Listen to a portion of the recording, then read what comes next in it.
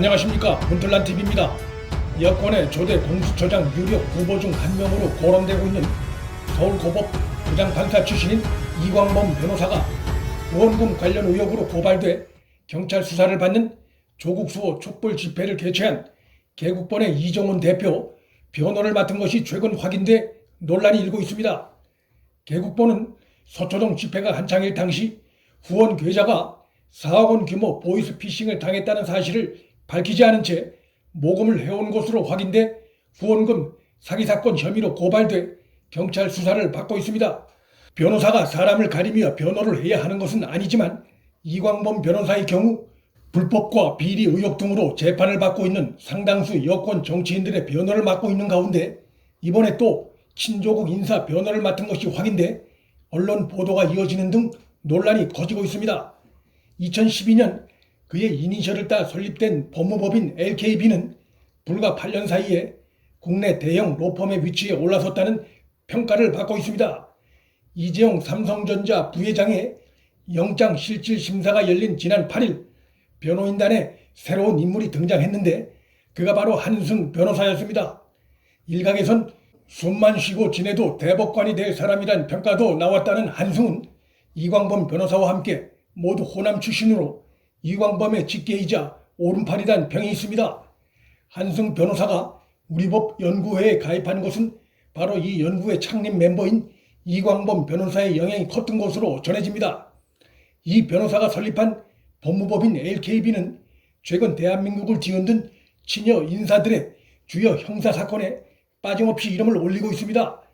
조국 전 장관 부부 사건을 비롯해 공직선거법 위반으로 기소된 이재명 경기지사, 환경부 블랙리스트 김은경 전 환경부 장관 사건도 LKB에서 맡았습니다. 이 변호사의 친형은 이상훈 전 대법관으로 이 전 대법관도 현재 이재명 지사의 변호를 맡고 있습니다. 이뿐이 아닙니다. 드루킹 댓글 조작 사건 1심에서 실형을 선고받은 김경수도 지난 3월 이광범 변호사를 자신의 변호사로 선임했습니다. 이 변호사는 최근에는 사모펀드 및 입시 비리 의혹 관련해 재판을 받고 있는 정경심의 변호인단에도 합류했습니다. 그야말로 문재인 정부와 직간접 연루된 국민적 의혹에 휩싸여 있는 주요 인사들의 형사사건에 거의 빠짐없이 이름을 올리며 광폭 행보를 보이고 있는데 바로 이런 인물이 여권의 초대 공수처장 유력 후보 물망에 오르고 있다는 점에서 우려의 목소리가 클 수밖에 없습니다.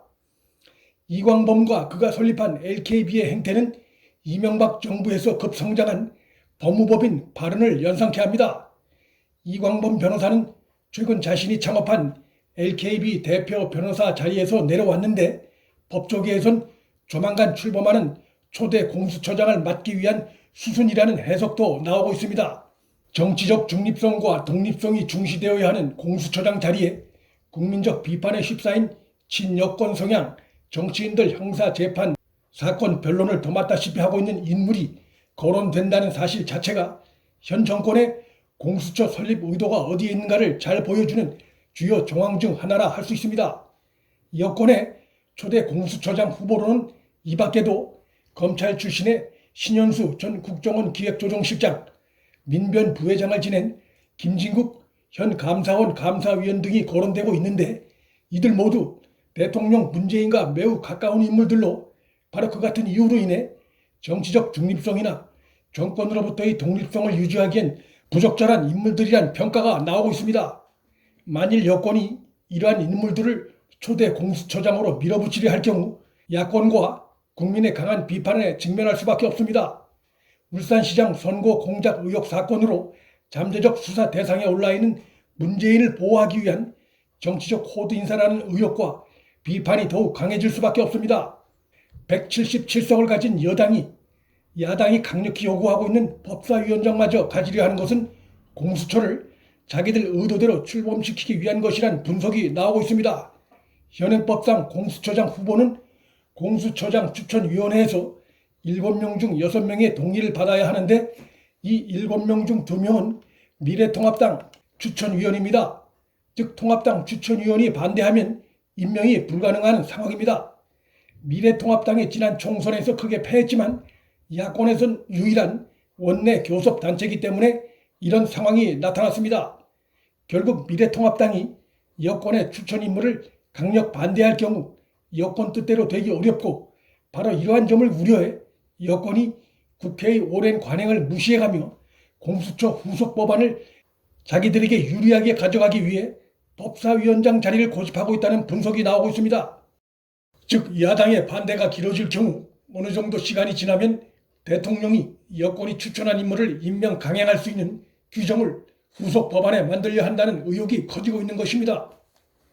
공수처장과 공수처 출범을 둘러싼 여야의 2차전이 시작됐습니다.